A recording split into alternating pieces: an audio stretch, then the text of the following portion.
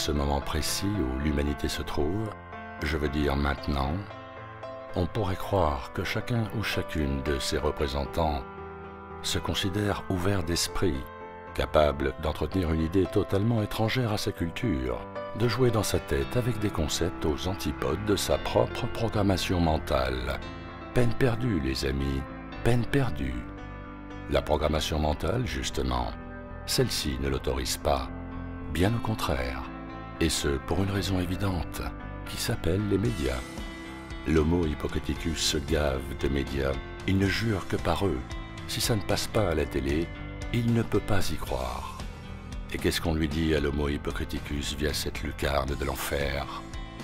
On lui dit ce qu'il doit penser, ce qu'il doit manger, ce qu'il doit boire, comment il doit s'habiller, qui il doit fréquenter et quel leader il doit suivre. Bref, un concentré permanent de ce que j'appelle la programmation de maintenance, la maintenance de l'illusion. L'illusion que sa vie a un sens matériel bien sûr, car il faut faire tourner la machine à produire. La machine à produire les attributs du rêve de ce monde totalement faux, entièrement factice, du certificat de naissance au certificat de décès. Entre les deux, une vie asservie aux seuls besoins de ceux qui nous contrôlent et que nous appelons autorité, élite. Ceux-là, quels qu'ils soient, ont tous vendu leur âme au diable, sans exception. Ils ne sont que les suppôts d'un ordre métaphysique établi depuis des siècles, dont l'unique objectif est l'asservissement mental et physique total des peuples de la Terre, et ce, par tous les moyens possibles. Ils sont très forts, n'en doutons pas une seconde. Ce sont des magiciens, des illusionnistes, et la technologie est leur arme favorite.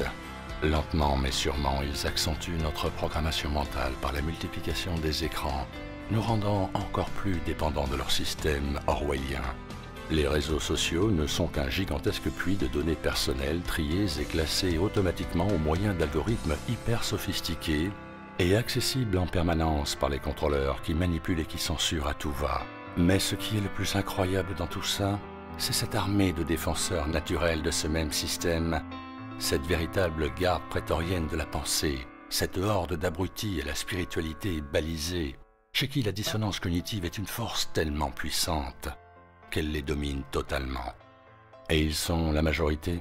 Ils sont notre entourage, notre famille, nos amis, nos relations. Et pour la plupart, ils sont tous convaincus d'être ouverts d'esprit et de l'avoir critique aussi quand nécessaire. Pourtant, quand vous prononcez les mots « terre plate » dans votre entourage, le résultat est immédiat. Et si ce résultat peut prendre autant de formes qu'il y a d'individus, le fond est identique à tous. La dissonance cognitive, c'est-à-dire le programme. Le refus total, catégorique, sans appel de toute idée pouvant remettre en cause ses fondements.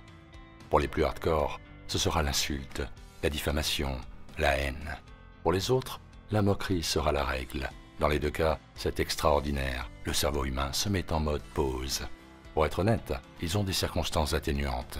Car prendre la véritable mesure du carnage spirituel, intellectuel, moral et physique réalisé par cet ordre métaphysique diabolique est très douloureux, très douloureux.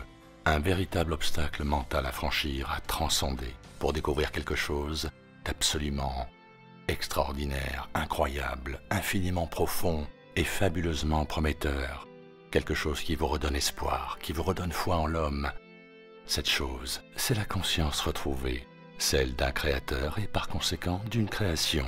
Et c'est précisément cette réalité qu'ils ne veulent surtout pas que les masses découvrent.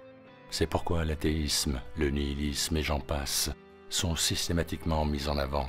Les religions officielles étant là, elles, pour brouiller les pistes, pour diviser, pour nous faire oublier qu'il y a, en chacun d'entre nous les humains, deux choses fondamentales. Avoir un esprit sain dans un corps sain. Mais c'est un véritable cheminement personnel et c'est pourquoi il ne peut être forcé, imposé, balisé.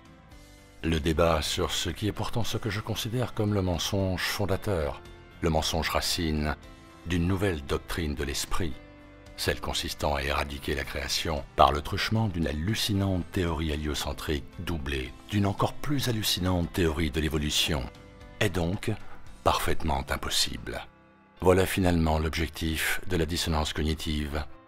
Alors les trolls qui passent leur temps à répandre leurs inepties, leurs diffamations, leurs insultes, à l'encontre d'ITV ou d'autres chaînes. Je les plains profondément, et je ne peux que les ignorer tout en espérant qu'ils arrivent finalement à sauver leur âme sans trop y croire pour certains hardcore. Faites vos propres recherches les amis, soyez très vigilants, utilisez votre logique, et surtout, posez-vous toujours des questions, et n'acceptez aucune version officielle sans l'avoir auparavant décortiquée. Portez-vous bien, c'était John Doe pour ITV.